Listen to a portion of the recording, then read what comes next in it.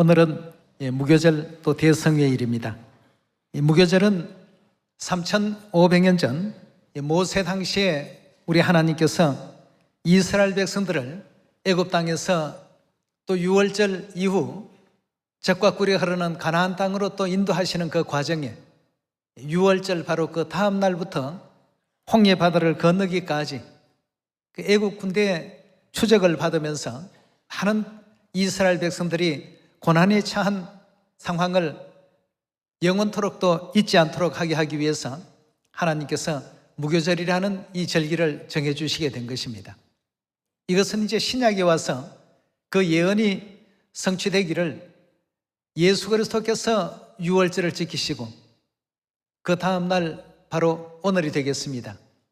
오늘이 무교절날 십자가에 순환당하실 것을 미리 3,500년 전 절기 예언 속에 그 모든 뜻을 담아놓으신 절기가 바로 오늘 이 무교절이 되겠습니다. 그래서 우리는 3,500년 전 이스라엘 백성들이 당했던 그 고난은 결국 유월절 이후 무교절날을 통해서 예수 그리스도께서 당하실 그 고난을 바로 표상하셨고 이스라엘 백성들이 겪었던 그 일들을 통해서 그리스도의 그 순환이 얼마나 참 고통스러운가를 3,500년 전 역사 속에 하나님께서는 절기로 제정하시고 그 절기의 의미 가운데 그 고난이라는 의미를 담아 놓으셨던 것입니다. 그래서 2000년 전 예수님께서 이 땅에 오셔서 바로 무교절의 그 예언을 이루시기 위해서 십자가에 또 못 박히시고 우리 인류의 그 모든 죄와 허물들을 다 속해 주시는 그 같은 은혜로운 역사를 또 이루시게 된 날이 바로 오늘 이 무교절이 되겠습니다. 그래서 이 무교절에는 우리가 그리스도의 그 희생과 고난의 원인이 바로 어디에 있었는가를 다시 한번 또 되돌아보시는 가운데 그 고난의 원인은 결국 우리의 죄와 우리의 허물로 인함이었다는 이 사실들을 오늘 다시 한번 되새겨보면서 하나님께 또 속죄와 또 그리스도의 그 고난에 대한 이 모든 일에 감사와 영광을 또 돌릴 수 있는 그런 우리 모두가 또 되어야 되겠습니다. 하나님 말씀 레위기 23장을 통해서 무교절에 대한 기록을 성경 속에서 한번 찾아보도록 하겠습니다. 5절입니다. 정월 14일 저녁은 여호와의 유월절이요 이달 15일은 여호와의 무교절이니라고 이렇게 기록이 되어 있습니다. 바로 유월절 그 다음 날 이스라엘 백성들이 홍해 바다를 건너기까지 당했던 그 수많은 그 괴로운 그 상황들을 출애굽기 우리 14장에서 잠깐 살펴보도록 하겠습니다. 유월절 그 다음 날은 바로 무교절이라고 레위기 23장에서 설명 주셨고 그 무교절이 정해지기까지 절기의 그 유래가 된 예언적 그 사건은 이스라엘 백성들이 유월절 이후 애굽에서 나와서 홍해 바다를 건너기까지 당한 그 고난을 하나님께서 기억하게 하시기 위해서 이날에 무교병과 선나물을 또 먹게 했습니다. 출애굽기 14장 5절입니다. 혹이 백성에 도망친 것을 애굽 왕에게 고하매 바로와 그 신하들이 백성에 대하여 마음이 변하여 가로되 우리가 어찌 이같이 하여 이스라엘을 우리를 성벽에서 놓아 보냈는가 하고 바로가 곧 그 병거를 갖추고 백성을 데리러 갈새 특별 병거 600성과 애굽의 모든 병거를 발하니 장관들이 다 거느렸더라. 여호와께서 애굽 왕 바로의 마음을 강팍케 하셨으므로 그가 이스라엘 자손의 뒤를 따르니 이스라엘 자손이 담대히 나갔습니다. 애굽 사람들과 바로의 말들, 병거들과 마병과 그 군대가 그들의 뒤를 따라 바알스본 맞은편 비아히롯 곁 해변 그 장막친대에 미치니라. 바로가 가까이 올 때에 이스라엘 자손이 눈을 들어 본즉 애굽 사람들이 자기 뒤에 미친지라. 이스라엘 자손들이 심히 두려워하여 여호와께 부르짖고 그들이 또 모세에게 이르되 애굽에 매장지가 없어서 당신이 우리를 이끌어내어 이 광야에서 죽게 하였느뇨? 어찌하여 당신이 우리를 애굽에서 이끌어내어 이같이 우리에게 하였나뇨? 우리가 애굽에서 당신에게 고한 말이 이것이 아니더뇨? 이러기를 우리를 버려두라. 우리가 애굽 사람을 섬길 것이라 하지 아니하더뇨? 애굽 사람을 섬기는 것이 광야에서 죽는 것보다 낫겠노라. 모세가 백성에게 이르되 너희는 두려워 말고 가만히 서서 여호와께서 오늘날 너희를 위하여 행하시는 구원을 보라. 너희가 오늘 본 애굽 사람을 또다시 영원히 보지 못하리라. 여호와께서 너희를 위하여 싸우시리니 너희는 가만히 있을지니라 하고 했습니다. 유월절을 지키고 바로 왕은 이스라엘 백성들을 다 그 노예 생활에서 석방을 해 주었습니다. 해방을 시켜 주었지만 뒤에 또 마음이 돌변해서 그들을 또 다 잡아들이라는 이와 같은 명령을 받고 애굽의 모든 그 군대들이 이스라엘 백성들의 뒤를 추적을 하게 되니까 이스라엘 백성들은 두려워하게 됩니다. 이래서 홍해 바다를 다 건너기까지 그들의 마음은 굉장히 참 긴박한, 정말 참 두려워서 어찌할 바를 모르는 그런 상태 속에 놓이게 되는데, 이런 모든 괴로움과 고난의 이 상황을 오롯이 예수 그리스도에게 그 십자가의 희생을 대변하는 그 장면으로 구약 가운데 하나님께서도 보여주시게 된 것입니다. 이렇게 해서 이 무교절은 고난의 절기라고도 하고 또 고통과 또 괴로움의 이와 같은 그 절기이기 때문에 이날에는 먹는 음식도 무교병과 선나물, 사람들이 그 입맛에 맞는 어떤 음식이 아니라 고통을 되씹어보며 그날의 그 고난을 기억하게 하시는 그러한 음식을 또 먹게끔 하신 그런 절기가 바로 오늘 무교절이 되겠습니다. 자, 이 예언 그대로 예수 그리스도께서는 유월절을 지키시고 유월절 다음 날인 바로 오늘 이 무교절 날 십자가에 그 못 박히시는 순환의 그 시간을 또 갖게 되었습니다. 마태복음 27장 27절의 말씀 보도록 하겠습니다. 이에 총독의 군병들이 예수를 데리고 관정 안으로 들어가 온 군대를 그에게 모으고 그의 옷을 벗기고 홍포를 입히며 가시 면류관을 엮어 그 머리에 씌우고 갈대를 그 오른손에 들리고 그 앞에 무릎을 꿇고 희롱하여 가로되 유대인의 왕이여 평안할지어다 하고 그에게 침을 뱉고 갈대를 빼앗아 그의 머리를 치더라. 희롱을 다한 후에 홍포를 벗기고 도로 그의 옷을 입혀 십자가에 못 박으려고 끌고 나가니라. 나가다가 시몬이라는 구레네 사람을 만나며 그를 억지로 같이 가게 하여 예수의 십자가를 지웠더라. 골고다 즉 해골이라는 곳에 이르러 설계탄 포도주를 예수께 주어 마시게 하려 하였더니 예수께서 맛보시고 마시고자 아니하시더라.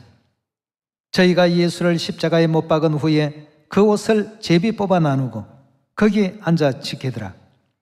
그 머리 위에 이는 유대인의 왕 예수라 선 죄표를 붙였더라. 이때 예수와 함께 강도 둘이 십자가에 못 박히니 하나는 우편에 하나는 좌편에 있더라.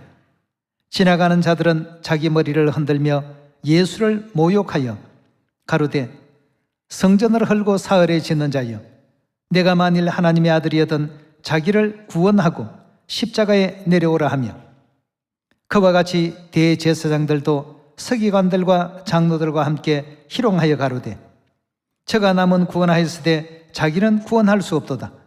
저가 이스라엘의 왕이로다. 지금 십자가에 내려올지어다. 그러면 우리가 믿겠노라. 저가 하나님을 신뢰하니 하나님이 저를 기뻐하시면 이제 구원하실지라. 제 말이 나는 하나님의 아들이라 하였도다 하며 함께 십자가에 못 박힌 강도들도 이와 같이 욕하더라. 제6시로부터 온 땅에 어둠이 임하더니 제9시까지 계속하더니 제9시쯤에 예수께서 크게 소리질러 가라사대 엘리 엘리 라마 사박다니 하시니 이는 곧 나의 하나님 나의 하나님 어찌하여 나를 버리셨나이까 하는 뜻이라. 거기 섰던 자 중에 어떤 이들이 듣고 가로되 이 사람이 엘리야를 부른다 하시고 그 중에 한 사람이 달려가 해융을 가지고 신포도주를 머금게 하여 갈대에 꿰어 마시우거늘 그 남은 사람들이 가로되 가만두어라. 엘리야가 와서 저를 구원하나 보자 하더라. 예수께서 다시 크게 소리 지르시고 영원히 떠나시다 하고 했습니다. 그날 바로 오늘이 되겠습니다. 오후 3시 되는 바로 그 시간에 예수님께서 제9시가 되겠죠. 제9시에 십자가에 운명하신 그 시간까지 참으로 많은 괴로움과 또 고난의 그 시간을 또 많은 사람들의 조롱과 희롱과 또 모욕과 또 침뱉음과 또 갈대를 머리를 치는 것과 온갖 그 피조물들로 통해서 조롱과 희롱을 당하시는 이런 수요 가운데서도 오직 자녀들의 그 구원을 위해서 이 모든 일을 넉넉히 또 참으신 그리스도의 그 희생을 이 가운데서 우리가 확인할 수가 있겠습니다. 오늘 우리는 이 무교절을 통해서 구약의 어떤 절기로서만 여길 것이 아니라 신약의 그리스도께서 당하실 이와 같은 그 아픔과 또 괴로움과 또 고통과 그 순환을 우리도 우리 몸 가운데 그리스도의 또 흔적을 다 지닐 수 있는 십자가의 그 고난의 흔적을 가질 수 있는 우리 모두가 또 되어야 되겠습니다. 우리 갈라디아서 6장 17절의 말씀 함께 보시겠습니다. 이후로는 누구든지 나를 괴롭게 말라. 내가 내 몸에 예수의 흔적을 가졌노라 하고 했습니다. 우리도 그리스도의 십자가의 흔적을 다 갖고서 그리스도의 뒤안길을 따를 수 있는 우리 시온의 모든 자녀들이 다 되셔야 되겠습니다. 아버지께서는 2000년 전 이 땅에 오셔서 오직 하늘에서 죄를 짓고 이 세상에 쫓겨 내려온 자녀 구원을 위해서 그 같은 삶을 사셨기 때문에 사도 바울도 자신의 몸에 예수의 이와 같은 고난의 흔적을 지녔다고 했습니다. 우리도 우리 몸에 하나님의 이와 같은 고난의 흔적을 다 가질 수 있는 우리 모두가 다 되셔야 되겠습니다. 2차 세계대전이 끝나고 영국 군대가 고국으로 전부 귀향을 했습니다. 고향으로 다 돌아오게 될 때 이른 아침부터 그 거리에는 많은 사람들이 돌아오는 영국 군대를 환영하기 위해서 시민들과 상하 양의원들과 또 왕까지도 전부 나와서 그들을 맞이할 준비를 하고 있었습니다. 왕이 이제 의원들과 마련된 자리에 앉아 길가 양쪽 시민들이 서서 굉장히 크게 환호를 하고 있었습니다. 왕이 이제 자리에 앉자 곧 그 군대들이 이제 그 가두 행진을 시작을 했습니다. 맨 처음 육군이 등장했고 그 다음 해군이 등장하고 그 다음 또 공군들이 등장했습니다. 가두 행진을 하게 될 때 연두에 많은 시민들이 굉장한 어떤 환호와 또 박수갈채를 보냈습니다. 물론 의원들도 굉장히 또 환호했고 또한 그들의 그 전쟁에서의 그 노고에 대해서 굉장히 참 감격하며 박수를 보냈다고 합니다. 계속해서 이제 많은 그 사병들이 지가 행진을 이렇게 하는데 맨 뒤에 일련의 이제 한 부대가 등장을 했습니다. 그 부대를 보더니 의원들도 앉은 자리에서 다 일어나고 왕도 그 자리에서 일어나고 모든 시민들이 다 기립해서 마지막에 오는 그 부대를 아주 대대적으로 앞에 있는 어떤 그 부대보다도 더 열렬하게 뜨겁게 환영을 하는 것입니다. 이 보니까 어떤 부대인가 하니 그 부대는 전부 전쟁에서 다리 한쪽, 팔 한쪽, 눈 한쪽 이런 것을 다 잃은 상위 병사들로 구성되어 있었던 그런 부대였습니다. 그 부대를 보고 모든 시민들은 더 뜨겁게 왕까지도 앉은 그 보좌에서 일어나서 그들을 기립 자세로서 열렬하게 환영을 했습니다. 우리가 지금 이 지상에서의 이런 어떤 그리스도의 흔적을 가지고 시간을 복음을 위해서 이와 같이 다 섰을 때 심령의 한쪽이 떨어져 나갈 수도 있을 것입니다.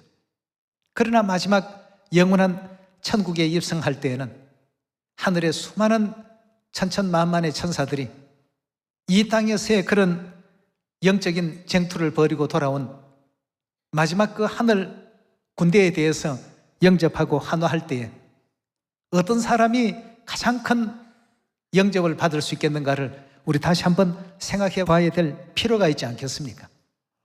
바울은 40에 하나 감한 매를 수도 없이 그렇게 맞기도 하고 때로는 태장으로 때로는 돌로 이런 아픔 가운데서도 영적인 어떤 쟁투에서 수많은 그 희생을 치렀습니다.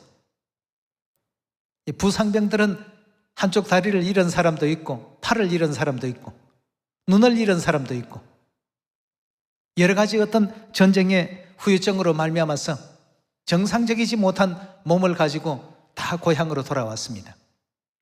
그때 가장 열렬하게 환영을 받은 부대가 그런 부상병들이 모여 있었던 바로 그 부대였다고 합니다.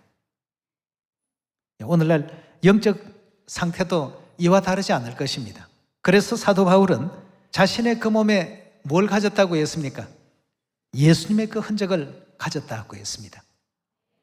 물론 편안하게 모두가 다 다치지 않고 성한 어떤 그 모습으로 복음하는 것 괜찮습니다. 한 사람도 다치지 않고 전쟁에서 승리하고 모두가 무사히 돌아오는 것 누구나가 다 바랄 일입니다. 그러나 국가와 그 민족을 위해서 우리 영적인 하나님 나라를 위해서 또 복음을 위해서 이런 영적인 부상을 당하고 돌아온 이들에게 있어서는 하늘나라에서 더 하나님께서 크게 치하하실 것이고 복 주시리라고 믿습니다. 오늘의 하루의 그 어떤 안전만을 평안하고 안전한 어떤 그런 하루가 우리에게 있어서 축복된 하루가 아니라 복음을 위해서 하나님을 위해서 내 몸에 그리스도의 예수의 흔적을 가졌다라고 하는 그런 어떤 고난의 흔적을 우리 속에 더 많이 이렇게 또 새길 수 있는 그런 믿음의 마음을 가지고 사마리아 땅 끝까지 은혜롭게 또 전할 수 있는 복음이 되길 바라겠습니다. 그래서 내 한 몸 평안하고 안전하고 남에게 듣기 싫은 소리 듣지 않고 가만히만 있으면 아무런 어떤 괴로움도 없고 고통도 없습니다. 그러나 한 영혼이라도 구원하려고 애쓰는 과정 속에서 수만 가지 어떤 영적인 쟁투가 있고 수만 가지 어떤 일들이 벌어질 수밖에 없습니다. 그래서 당한 이 상처는 하늘나라에서 영원히 아름답게 기억될 것이고 영원히 없어지지 아니할 하늘의 그 영예로서 남게 될 것입니다. 그리스도께서도 인류를 구원하기 위해서 이 땅에 오셔서 십자가의 그 크나큰 희생과 십자가의 그 크나큰 아픔을 다 겪으셨습니다. 우리 속에도 예수의 흔적을 갖고서 마지막 이 복음을 사마리아 땅끝까지 은혜롭게 전할 수 있는 그런 새로운 각오와 새로운 결심을 다질 수 있는 근본 무교절이 또 되었으면 좋겠습니다. 그런 의미에서 이 무교절은 예수님께서 잠깐이지만 금식이라는 이와 같은 그 고난의 시간을 우리에게 허락해 주셨는데요. 이 장면 하나만 더 찾아보도록 하겠습니다. 마가복음 2장 18절의 말씀 보겠습니다. 요한의 제자들과 바리새인들이 금식하고 있는지라 혹이 예수께 와서 말하되 요한의 제자들과 바리새인의 제자들은 금식하는데 어찌하여 당신의 제자들은 금식하지 아니하나이까? 예수께서 저에게 이르시되 혼인집 손님들이 신랑과 함께 있을 때 금식할 수 있느냐? 신랑과 함께 있을 동안에는 금식할 수 없나니 그러나 신랑을 빼앗길 날이 이르리니 그날에는 금식할 것이니라고 했습니다. 여기서 말하는 신랑을 빼앗길 날이라고 하는 이 의미는 그리스도께서 십자가에 못 박히실 그날을 일컬어서 주신 말씀이 되겠습니다. 신랑을 빼앗길 그날에는 금식을 하라고 이렇게 일깨워 주셨습니다. 이 가르침을 따라서 오늘 십자가에 못 박히신 바로 그 시간을 따라서 오후 3시까지 우리 모두가 또 금식으로서 그리스도의 그 순환을 기억하고 또 기념하는 그런 무교절에 오늘 절기를 또 갖게 된 것입니다. 이런 모든 예언을 따라서 2020년도에는 아버지 걸어가신 길, 어머니 걸어가신 길을 온전히 또 준행해서 잃어버린 전 세계 모든 시온의 자녀들을 온전히 다 찾는 일에, 또 구원 주는 일에 더욱더 열과 성을 다할 수 있는 우리 시온 가족들이 다 되어 주시기를 부탁드리면서 말씀 마치도록 하겠습니다. 감사합니다.